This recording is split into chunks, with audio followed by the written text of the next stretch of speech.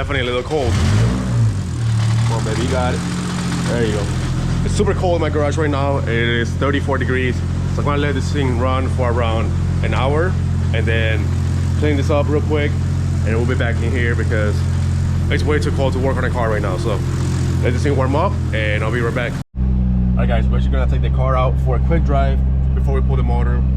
If you guys haven't read the description, which I'm pretty sure you guys have, today we're gonna be pulling the motor on my S13 due to we want to look at the clutch, and we keep having this oil pressure issue. So we're gonna remove the oil pump because it's making way too much oil pressure, and figured that out. And I want to clean the whole engine bay. It's a mess, and redo a lot of the stuff I did last year in a hurry. So yeah, I'm gonna take it for a quick last drive. It's gonna be really quick around the block just because it is super cold. It's 30 degrees outside. I don't have no heat in this car. There's no heater core here, and a bunch of cold air comes through the transit tunnel. So it's gonna be a really quick drive, and mainly I'm taking it out to flip the car over so I can pull the motor, because right now, as you can see, I'm facing into my toolbox, so I gotta flip the car over and work on it the opposite way.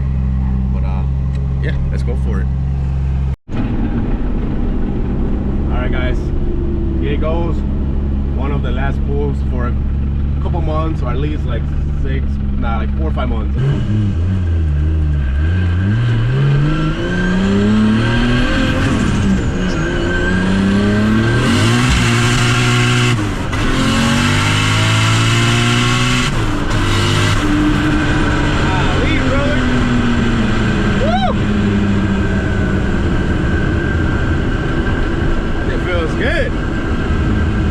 Third gear hits, this car just goes, man. Woo! Hell yeah.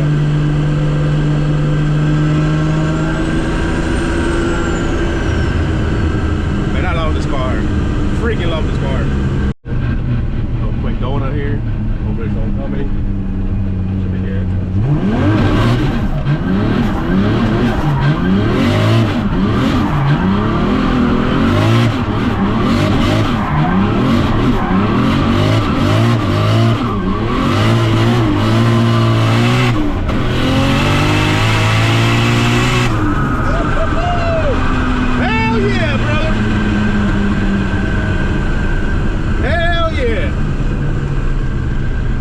That's enough. Let's go home. Let's go home.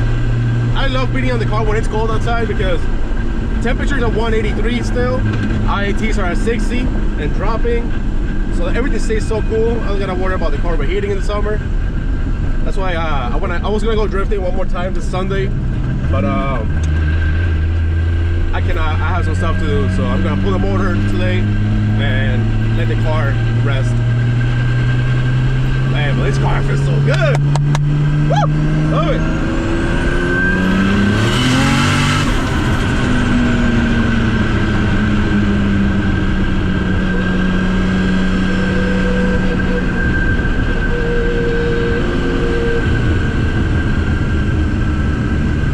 Let's go. Let's take a right here real quick.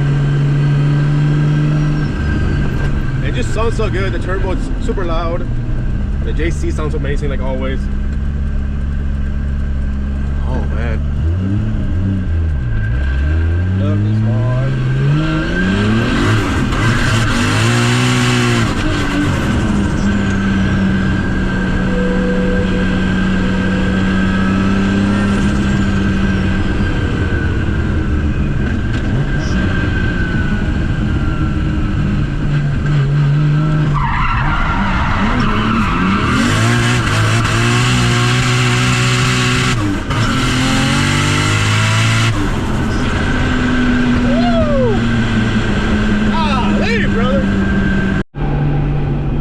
Noticed my alignment was messed up earlier and now it's straight. It's because my rack bushes are completely worn out and my rack is literally moving left to right. A little Miata here, but so I had these bushes in it for like 2 years. I never exchanged them. I already bought a new one, so the alignment will be way better next year. So you see now my alignment is not straight anymore. Good old bushings are all worn out. All right guys, we made it home. Ahead, put this in the garage and let the garage get warm because like I said, it's super cold out here. My hands are freezing right now. I don't want to hit my car. I should have moved it. Oh. fit. Like that. Oh, like this. The struggle is real here. Almost hit it. There you go. Made it. Made it. Alright guys, so we got the garage at 60, what is it? No, 69 degrees? Oh no, 59. So it's 59 degrees in here. It feels pretty good. I got my shirt off, maybe my sweater off. Here with my friend Fernando, he brought his heater. I would turn it on for like 10 minutes to get it up to temperature. And now my heater will keep up with it. But I went ahead and cleaned all my tools that I had on the floor. I'm about to put the car on the lift. Start taking the motor apart. Well, start with the front fenders. Let me go ahead and disconnect this battery real quick. Disconnect this. So now we have no power. My goal is to do this in around 2 hours. I'm pretty sure it's possible if I don't talk a lot, because me and him are always talking and it takes us forever to work and shit. But I think I can do it in around under 3 hours for sure. So I'm gonna set a timer, see how long it takes us. But yeah, let me start taking the bumper off and maybe leave the hood on for now, and then later on take it off once I'm ready to pull the motor. All right guys, it's 3:02. My goal is to finish this before, I'd say 6 o'clock. I think we can do it. I'm gonna start by draining off the fluids, of course. Here we got the radiator. I do have coolant in here because it got super cold, of course. So I swap out the water with coolant. So I'm gonna drain all the coolant out, even though it's brand new, and just throw it out. Then trans and oil, and then we can lower it. And actually, no, I'll probably do the dry shaft, lower it, take the shifter off, and then start taking out the harness off, intercooler, all the bumper stuff, and then I might leave the oil cooler on it just because I don't want to make a mess. We'll see. We'll see when we get there. I just don't want to make a huge mess in the garage right now. So let's see. Let's start with the coolant. All right, guys, we got the coolant draining. Now do this oil plug, and this oil is brand new. Well, I mean, I only did one event on this oil, but sadly, here goes money and oil. Look at that, brand new. But this is the main reason I want to pull this motor out. You see how much oil it's everywhere. This car is covered in oil from blowing the oil main seal twice, which that's why we're pulling this motor, is because we keep having the issue with the oil seal keeps popping off. So we're gonna take a look at the oil pump, make sure it's centered, and do the oil pump relief on it so we make less oil pressure. But yeah, I mean, look at this oil, it's crazy. It's gonna suck to clean all this. Even my trans is full oil. Oil pan is disgusting, and this is all mainly from the oil seal popping off, I think twice. So yeah, that's pretty bad. Let me let this oil drain, and once it's done, I'm gonna go ahead and drain the transmission, which I should have changed the trans fluid because I've been beating the fuck out of this car, but I guess I only did like 6 events, so it should be fine. But super clean oil, crazy. Hopefully I'll make a huge mess here. God damn, I think what's in there. Ooh, golly. Come on now. I can see a bunch of glitter already. This trans fluid is gonna be disgusting. Oh, it's actually not bad. It's super clear as well. I'm surprised it's that clear. I did like 7 events on this fluid. A little glittery. Not that bad. I thought it would be worse, to be honest. I hate the smell of trans fluid, but this is brand new. Look at that. Golly. Alright, let's let this thing drain. Coolant still draining. Oh my god, look how disgusting this thing is. So I was telling you guys earlier how my steering rack moves. You can clearly see right here. I don't know if you guys can tell the camera. So you can see where next to the bushing right here, it's clean. So you can see how much the rack is moving. That's at least 1/4 of an inch that it's moving back and forth. The bushing from that side is almost completely gone. This one's still maybe a little decent, but that one is completely gone, causing the whole rack to move back and forth.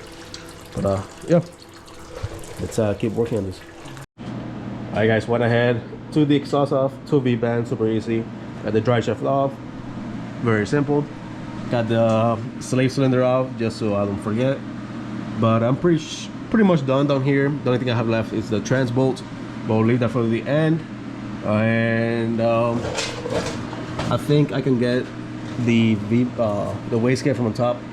I'm not sure if I'm pulling it with the turbo or not. I might leave it. I'm gonna try to leave the turbo on and the wastegate on.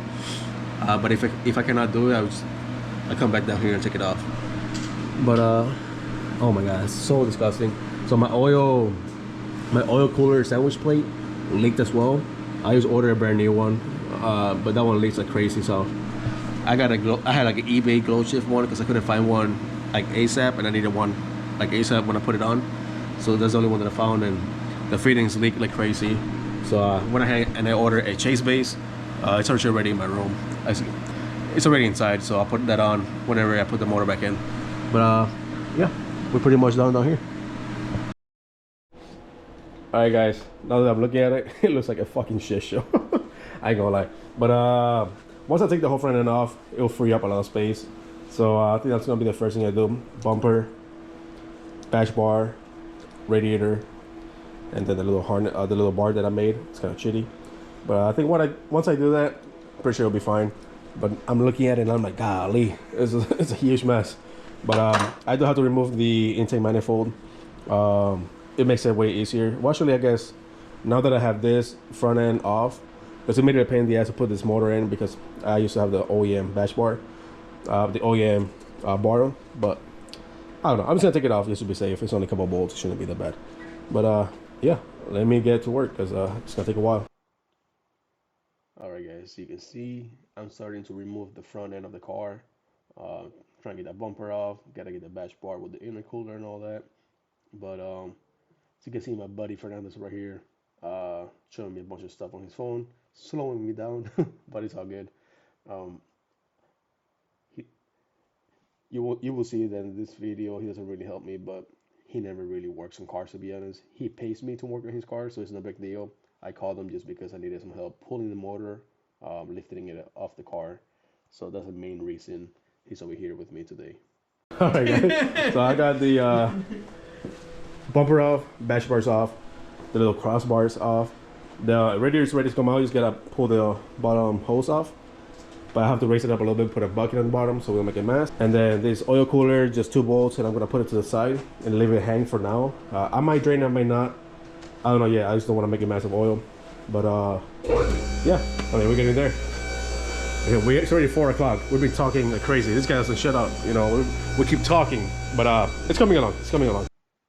All right, and over here you see me trying to get this radiator off the car, and so far everything's going pretty smooth. No hiccups, nothing bad. This motor is pretty simple to pull, to be honest.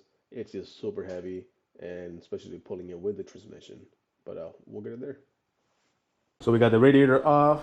Now I just throw the oil cooler to the side for now. I'm just gonna lay over the engine once I'm ready to take it off. Just so I don't make a huge mess of oil once I'm pulling it. But I'm going to start taking the downpipe off, all the oil lines, coolant lines for the turbo. And I mean, I guess I don't need to take the turbo off, so I'll probably just leave it and just take the downpipe off in the lines. Or maybe I should leave the lines because I guess I don't have to remove them. But I will be taking the manifold off. Of course, I gotta take all the AN lines for this and start removing the harness. And after that, we should be pretty much good. Once I remove the intake manifold of the harness, the motor should be, and the fuel lines, of course, motor should be pretty much ready to pull out. But yeah, not doing too bad. All right, guys. So here you can see me pulling some of the harness off. We'll be taking the downpipe off soon, so we could be ready to pull this whole motor. And like I mentioned earlier, we're gonna be leaving the exhaust manifold on just because I don't want to remove all the lines, turbo, and all that. To be honest, this turbo is a pain in the ass to remove and put back on. So yeah, I will be leaving that in the car for now. And I actually took it to the machine shop and dropped it off with the manifold on just because I didn't want to pull it off at all, and they didn't need to. So I do have a video coming up of what happened with this motor and why we kept having issues. We found some major issues with the some stuff in the motor, so make sure to click that subscribe button if you guys want to watch more of it. But yeah, keep working this thing, chugging along. It's a little easier to record some of these sections by just leaving the camera there and not keep grabbing and talking, and you guys can get more of me actually working on the car. So it's nice for me and you guys, I guess, because if I keep stopping, grabbing the camera, it just takes so much longer. So living in here, doing a voiceover, always save some time. All right, guys, we're almost done with this intake manifold. It took me way longer than I thought it was gonna take me. Yeah, 2 to 3 business days. For real. It's just took forever. Oh, so much shit on the way. Almost there. I'm on the last bolt right now. I couldn't get the Allen keys to fit, and then luckily my brother left his one of his Cornwell toolboxes here, so I was able to use his Allen keys. But here we are on the last bolt. Finally, Jesus. Oh wait, I'm missing one more line on the bottom. Pretty sure. Where's the cutters again? I keep losing these damn cutters. Oh, they're right there. Actually, I'm gonna need you to cut the line. Once I pull it up, cut it close to the fitting. Darn it. There we go.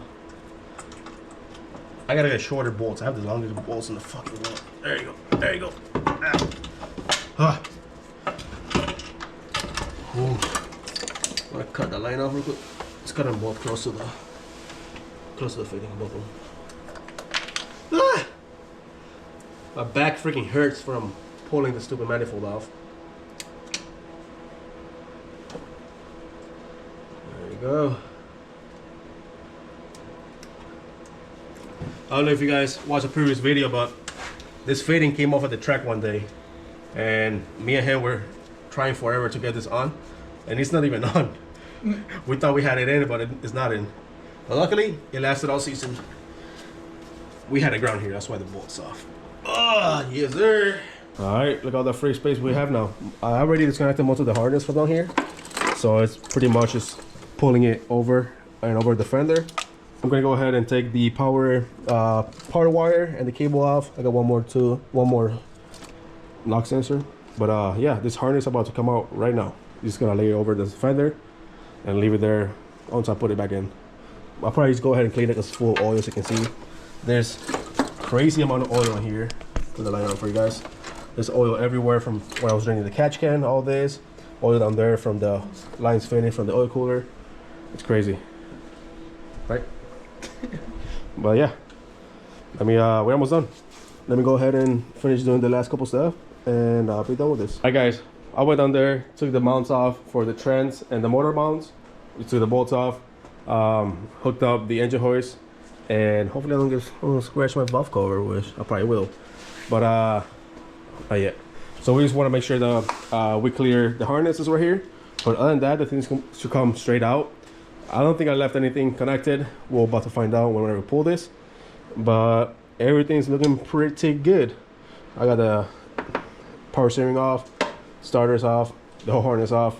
I left the oil cooler on just because I don't want to make a mess. I'll take it off once it's outside the car. But I'm pretty sure everything should be off. But yeah, I'm gonna set you guys on the side so you guys can watch. And this thing should come right out. I'm about to open the garage door so I can pull this whole thing out. It's gonna get cold in here, so that's gonna be fun.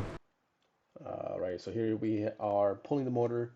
It's pretty straightforward. It's not that difficult. We did struggle a little bit at first. We just tried to clear the steering rack and the cross member harness, but wasn't too terrible. It's just this motor is so freaking heavy, especially with the CDO9 on it. It probably weighs like 700 pounds. It's insane. Alright guys, we're about to open the garage and take this motor off. As you can see, motor's almost all the way up, but the garage door is on the way, so I gotta open the garage door real quick.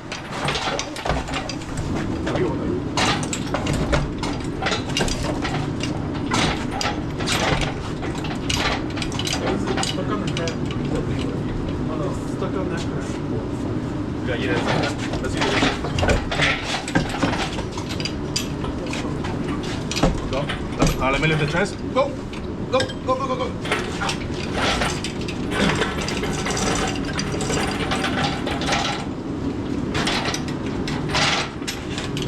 Oh, I'm scared of I'm scared of the motor's falling on me. Go. Lower it. JC's out. Look at this disgusting mess in here. Freaking disgusting. It is currently